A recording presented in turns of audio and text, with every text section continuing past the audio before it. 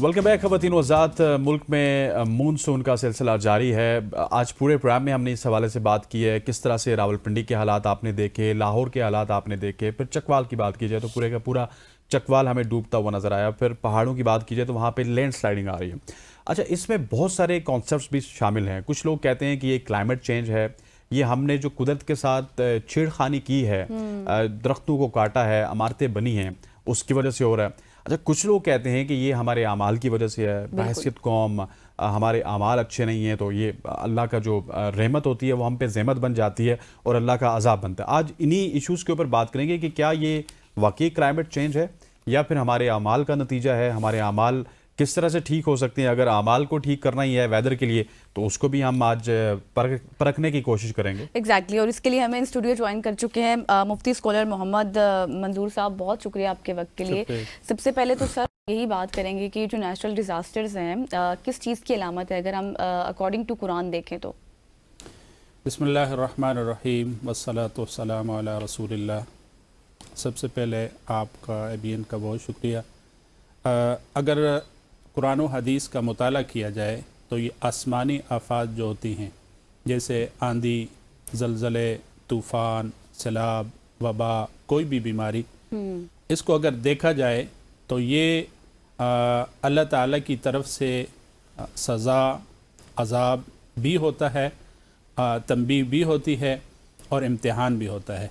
तो कुरान व हदीस में इससे मुख्तलिफ़ आयात करीमा और हदीस मुबारका की रोशनी में अगर देखा जाए तो इस दुआएं भी सिखलाई गई हैं और बताया भी गया है।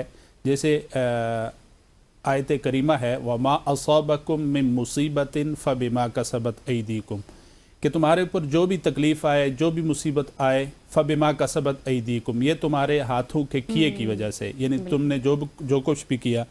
इसी तरह एक दूसरी हदीस आयत मुबारका के अंदर है कि पहली जो कौमें थी, कौम आद, कौम समूद, उनके बारे में अल्लाह ताला ने इरशाद फरमाया कि फ़कुल्लन अख़ज़ना बिज़ंबी फ़मिनहुम मन अरसलना अलैहि हासिबा फ़मिनहुम मन अख़ज़तुस्सैहा वमिनहुम मन ख़सफ़ना बिहिल अर्द, कि इनमें से हर एक को हमने पकड़ा। अब इन पर अजाब की मुख्तलिफ़ सूरतें थी, जैसे कौम नूह पर तूफ़ान आया, कौम आद पर आंधी आई, शुएब अलैहिस्सलाम की कौम पर पत्थरों की बारिश हुई। तो ये कौम आद, कौम समूद, कौम लूत, फ़िरौन, इनके गर्क करने की या इन पर अजाब की अल्लाह ताला ने बताया। ये अजाब की वजह क्या थी कि इनकी नाफरमानी और बगावत थी, और इनकी नाफरमानी और बगावत के अंदर हालांकि वो कहते थे कि मन अशद्दु मिन्ना कुव्वा, हमसे कौन ताकतवर है, हमसे ज़्यादा मजबूत कौन है, लेकिन अल्लाह का जब अजाब आया तो अल्लाह के अजाब के आगे ठहर नहीं सके। अगर इन आयत करीमा को देखा जाए तो ये हमें साफ नज़र आता है कि आमाल की वजह से, जैसे हदीस मुबारका के अंदर है कि आमाल को मालूम, जैसे तुम्हारे आमाल होंगे अल्लाह की तरफ से उसी तरह के फ़ैसले तुम्हारे ऊपर होंगे। और इसी तरह आजमाइश के तौर पर देखा जाए तो कुरान मजीद के अंदर आयत करीमा है कि वलनबलुवन्नकुम बिशैइन मिनल खौफ वल जू व नक़्सिम मिनल अम्वालि वल अनफुसि वस्समरात व बश्शिर साबिरीन, कि तुम्हें आजमाया जाएगा, मालों की वजह से मालों का नुकसान होगा, कुछ दीगर। लेकिन ये फ़र्क है, ये जो मैंने शुरू में कहा कि लोगों की दो किस्में हैं।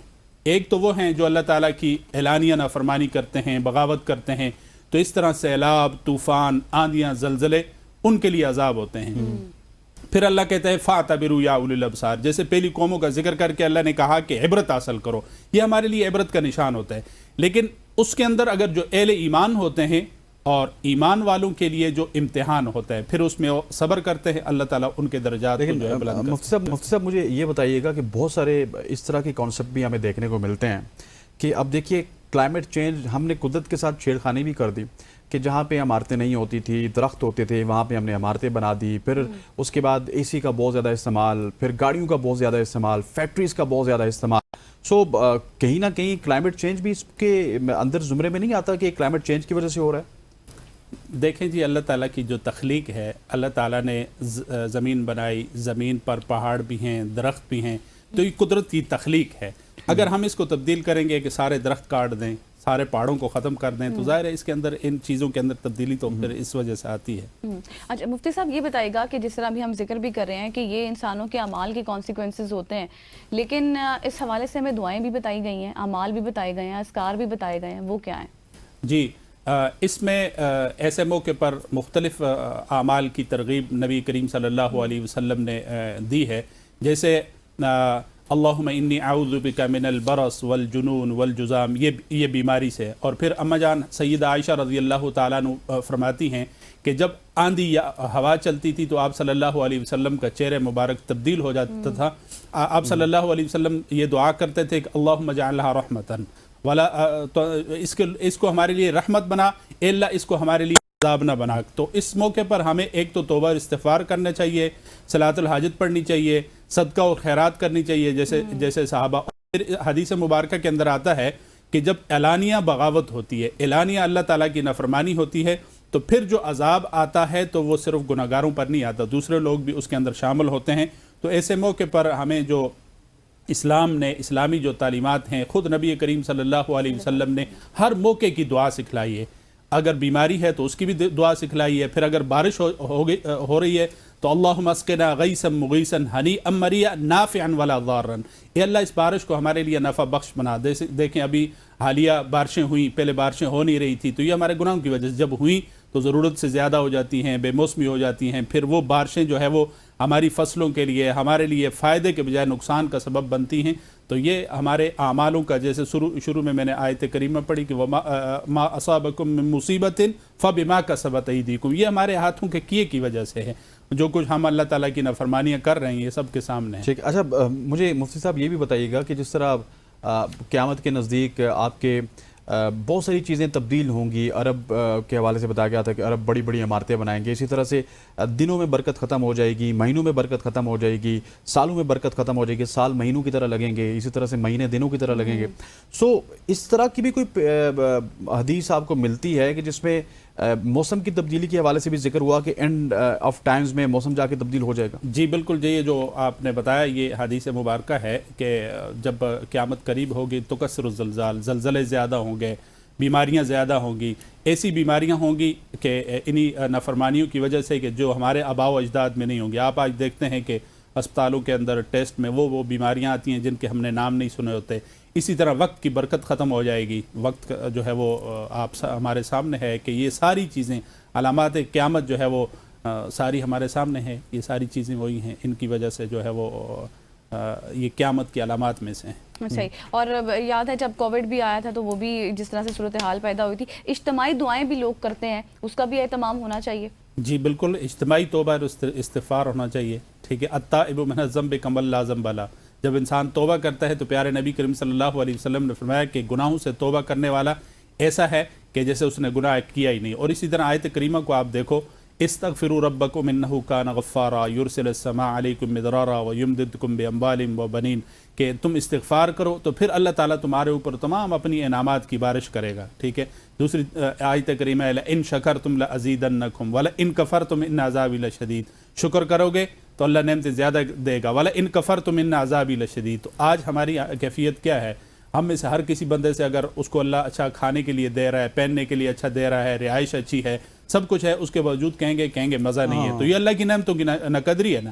اللہ کہتا ہے لئن شکرتم لازیدنکم ولئن کفرتم ان عذابی لشدید، اگر ناشکری کرو گے تو میرا عذاب سخت ہے۔ ہم کھا پی کر اللہ کی ناقدری ناشکری کرتے ہیں تو پھر ہمارے اوپر یہی حالات ہیں جو ہو رہے ہیں۔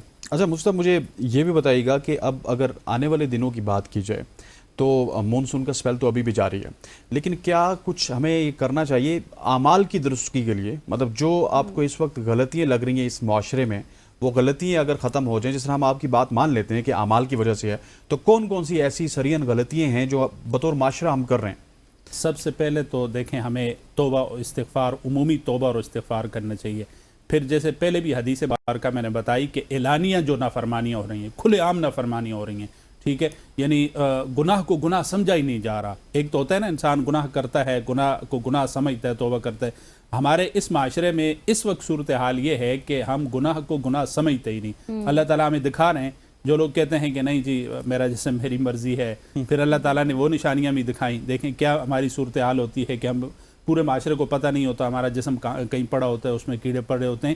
تو یہ جیسے میں نے کہا نا فَاتَبِرُوا يَا أُولِي الْأَبْصَارِ, جیسے قرآن مجید جو ہے وہ قصہ کہانیوں کی کتاب نہیں ہے. قوم عاد, قوم سمود, قوم لوط, قوم شعیب, جتنی قوموں کا میں نے ذکر کیا, ان پر جو سزا آئی اور وہ سزا قرآن مجید کے اندر ذکر کی, یہ ہماری عبرت کے لیے. اور اس وقت بھی دیکھیں ہمارے اوپر جو عمومی عذاب نہیں آ رہا نا, ان قوموں کے اندر ایک ایک جو ہے وہ گناہ تھا. جیسے قوم شعیب کے اندر ناب تول میں کمی تھی, دیگر قوم لوط کے اندر ایک قسم کی زنا والی برائی تھی. ان قوموں کے اندر ایک ایک گناہ تھا, تو ان پر اللہ نے عذاب نازل کیا. ٹھیک ہے, وہ ختم ہو گئی, مٹ گئی. لیکن ہمارے اندر وہ ساری برائیاں ہیں. لیکن یہ تو امام الانبیاء, تاجدار انبیاء صلی اللہ علیہ وسلم کی دعا کی برکت ہے, ورنہ آج کون سی برائی ہمارے اندر نہیں ہے. اس لیے ہمیں سب سے پہلے عمومی ہمیں توبہ کرنا چاہیے. اور ایسے موقع پر خود امام الانبیاء علیہ السلام, صحابہ کرام, ایسا موقع ہوتا تھا تو صلاۃ الحاجت پڑھ کے, نماز پڑھ کے اللہ سے دعا کرتے تھے, پہلے ہم توبہ کریں, صلاۃ الحاجت پڑھیں, پھر صدقہ خیرات کریں. الصدقۃ تدفع البلاء, صدقہ جو ہے وہ اس کو برائیوں کو دور کرتا ہے. آیت کریمہ لا الہ الا انت سبحانک انی کنت من الظالمین, یہ آیت کریمہ پڑھیں. اور پھر درود شریف جو ہے وہ کثرت کے ساتھ پڑھیں. اجتماعی طور پر ہمیں توبہ کی ضرورت ہے. جب ہم توبہ کریں گے تو اللہ تعالیٰ یہ جتنی چیزیں ہیں یہ دور کر دیں گے. اور اعلانیہ اس وقت ہم مسلمان ہیں, دیکھیں ہم آزاد نہیں ہیں, وہ جو مغربی معاشرہ ہے اس کی طرح ہم آزاد نہیں ہیں, ہم اسلام کے پابند ہیں. ٹھیک ہے, ایک حدیث مبارکہ کے اندر آپ صلی اللہ علیہ وسلم نے فرمایا کہ الدنیا سجن المؤمن, یہ دنیا مومن کے لیے قید خانہ ہے, وجنت الکافر, کافر کے لیے جنت ہے. قید خانہ ہمارے لیے کس طرح ہے؟ قید خانہ اس طرح ہے کہ ہم اسلام کے اصولوں کے پابند ہیں, ہم آزاد نہیں. آپ نے دیکھا نا, جیل میں جا کر کوئی بندہ یہ تو نہیں کہہ سکتا جی مجھے میری مرضی کی رہائش دی جائے, میری مرضی کا لباس دیا جائے, مجھے میری مرضی کا کھانا دیا جائے. وہاں ہم جیل کے اصولوں کے پابند ہوتے ہیں. جیل کی مثال دے کر امام الانبیاء علیہ السلام نے سمجھایا کہ دنیا میں رہتے ہوئے ہم کلمہ پڑھنے کے بعد ہم آزاد نہیں ہیں, ہم اسلامی قوانین, اسلامی اصولوں کے پابند ہیں. ہمیں وہ کرنا ہے ہر موقع پر, چاہے خوشی ہو غمی ہو, ہمیں اللہ اور اللہ کے رسول کے احکامات کے مطابق چلنا ہے. ہم کہتے ہیں کہ جی ہمیں لوگ کیا کہیں گے, کیا ہم نے کبھی کہا ہے کہ اللہ اور اللہ کا رسول کیا کہے گا؟ اس لیے ایسے موقع پر ہمیں عبرت حاصل کرنی چاہیے اور ہمیں یہ سوچنا چاہیے کہ یہ سب کچھ ہمارے گناہوں کی وجہ سے ہے. اپنے گناہوں سے باز آئیں, گناہوں سے توبہ کریں. چند روزہ زندگی ہے, انسان کی زندگی کا پتہ ہی نہیں چلتا کس لمحے زندگی کی شام ہو جائے. اس سے پہلے کہ وقت گزر جائے ہمیں اس چیز کا احساس کرتے ہوئے اللہ تعالیٰ سے معافی بھی مانگیں. اور ہر موقع پر دیکھیں ہمارا دین تو وہ خوبصورت دین ہے کہ ہر موقع پر ہمیں دعا سکھلائی ہے, صبح سے شام تک. ٹھیک ہے, کھانے پینے دیگر ہر موقع کی دعائیں ہیں, ان دعاؤں کا اہتمام کریں تو انشاءاللہ یہ سارے مسائل ہمارے حل ہوں گے. صحیح. ٹھیک, مفتی صاحب آپ کا بہت بہت شکریہ. آپ نے آج کافی زیادہ کانسیپٹ بھی جس طرح کلائمیٹ چینج کی ہم بات کرتے ہیں اسی طرح سے اعمال چینج کی بات کی مفتی صاحب نے کہ اپنے اعمال کو بھی ہمیں درست کرنا چاہیے. خواتین وضاحت آج کی صبح کی سوچ سے اتنا ہی. انشاءاللہ منڈے کو ملاقات ہوگی. منڈے تک کے لیے مجھے, غزل کو اور ہماری پوری پروڈکشن ٹیم کو اجازت دیجیے. اللہ حافظ. اللہ حافظ.